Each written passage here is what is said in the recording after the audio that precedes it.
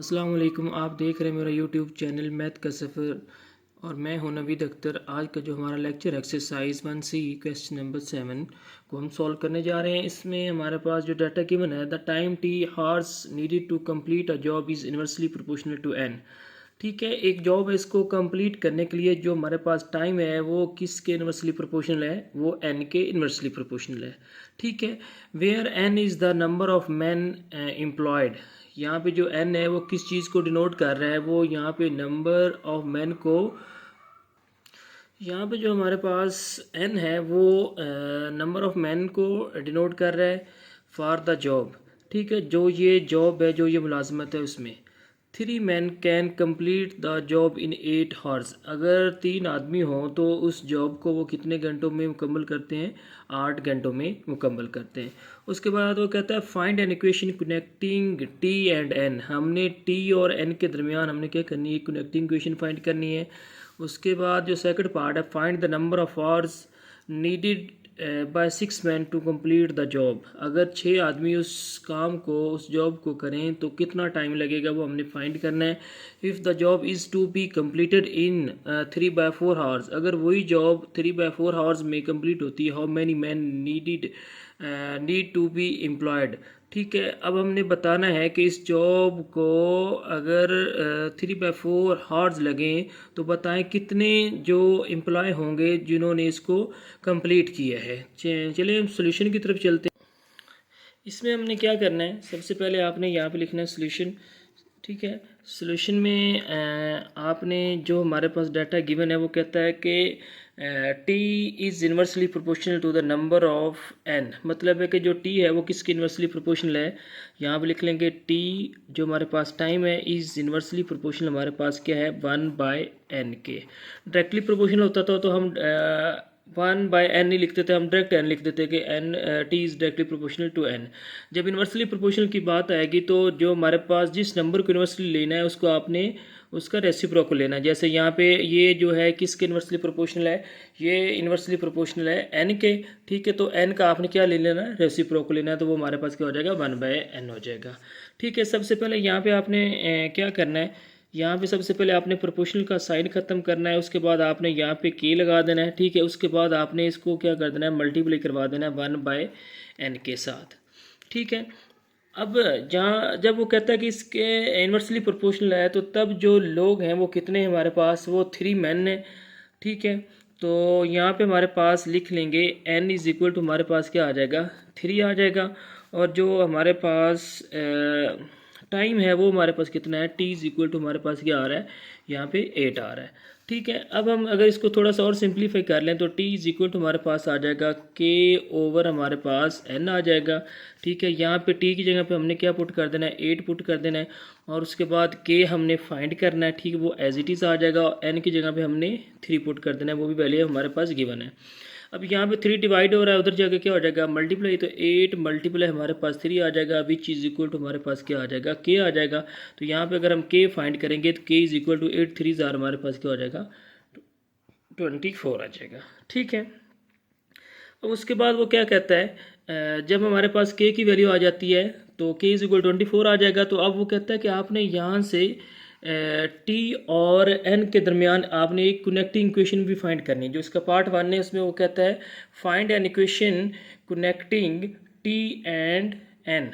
t और n के दरमियान हमने क्या करनी है? कनेक्टिंग इक्वेशन फाइंड करनी है। तो क्या करेंगे, यहाँ आपने जस्ट जो हमारे पास k की वैल्यू आई है वो 24 आई है, तो आपने जस्ट इसमें पुट करनी है। तो ये हमारे पास क्या आ जाएगी?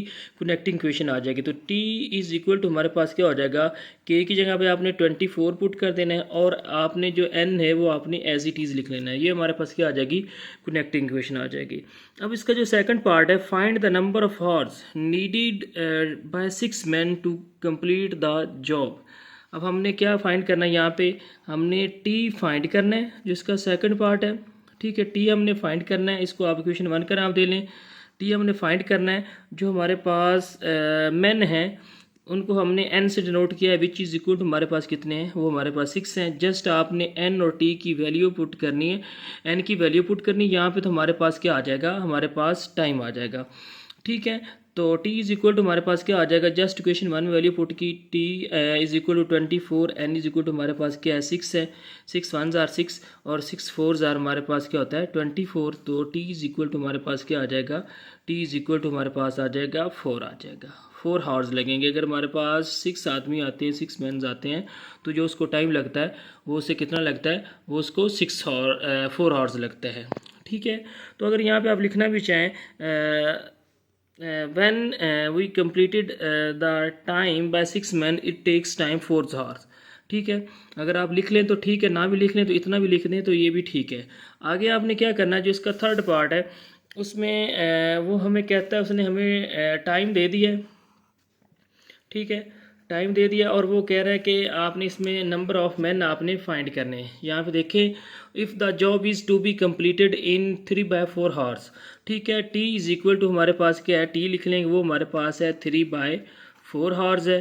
ठीक हो गया, ये हमारे पास हावर्स में टाइम है। और अब वो कहता है कि हाउ मैनी मैन, अब हमने एन क्या करना है, हमने नंबर ऑफ़ मैन हमने फाइंड करने हैं। तो अगेन इक्वेशन नंबर 1 ही को आपने इस्तेमाल करना है, इसी को इसमें आपने वैल्यू पुट कर देनी है। तो टी की जगह पे आपने 3/4 पुट कर देना है, विच इज़ इक्वल टू के हमारे पास 24 ऑलरेडी पुट किया हुआ है, तो एन हमने फाइंड करना है। ठीक है, अब इन दोनों की आपने क्या करनी है, प्लेस चेंज कर लेनी, या इनको ऐसा करेंगे क्रॉस मल्टीप्लाई कर लें, इसको इसके साथ और इसको इसके साथ। जब n को 3n से मल्टीप्लाई करेंगे तो हमारे पास क्या आ जाएगा 3n। ठीक है, विच इज़ इक्वल टू 24 को मल्टीप्लाई करना है आपने 4 के साथ। ठीक है, अब हमने तो n फाइंड करना है, तो n इज़ इक्वल टू हमारे पास क्या आ जाएगा 24 मल्टीप्लाई बाय 4 डिवाइडेड बाय हमारे पास क्या आ जाएगा, हमारे पास 3 आ जाएगा। 3 1s आर 3 और 3 8s आर हमारे पास क्या हो जाएगा 24। उसके बाद n which is equal to हमारे पास आ जाएगा 8 4s आर हमारे पास क्या आ जाएगा 32। अब अगर हमारे पास टाइम आता है 3/4 हावर्स, ठीक है, टाइम हमारे पास 3/4 आता है, तो जो नंबर ऑफ मैन है वो हमारे पास कितने होंगे, वो हमारे पास 32 मैन। ठीक है, तो अब यहाँ पे अगर आप एंड पे लिखना चाहें, if we complete the same job, यहाँ पे लिख लें, if we completed the same job, if we completed the same job in 3/4 hours, it takes time, sorry, it takes it's man needed.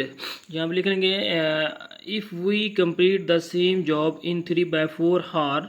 ठीक है, और इसमें कंप्लीट करते हैं तो इट्स नीड्स मैन या इट्स टेक्स मैन, इट्स यहाँ पे लिख लेंगे इट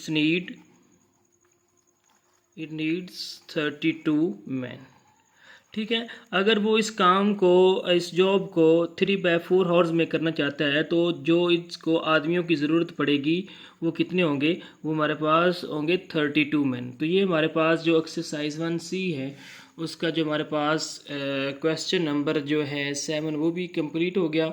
इसके साथ साथ आप मेरे चैनल को लाइक कीजिए, सब्सक्राइब कीजिए और घंटी का आइकॉन को ज़रूर प्रेस कीजिए ताकि हर नई आने वाली वीडियो आप तक पहुंचती रहे। और साथ साथ आप कमेंट सेक्शन में जाकर आप कमेंट करके पूछ सकते हैं अगर आपने कुछ पूछना हो। तो इसके साथ इजाज़त दीजिएगा। अल्लाह हाफिज़।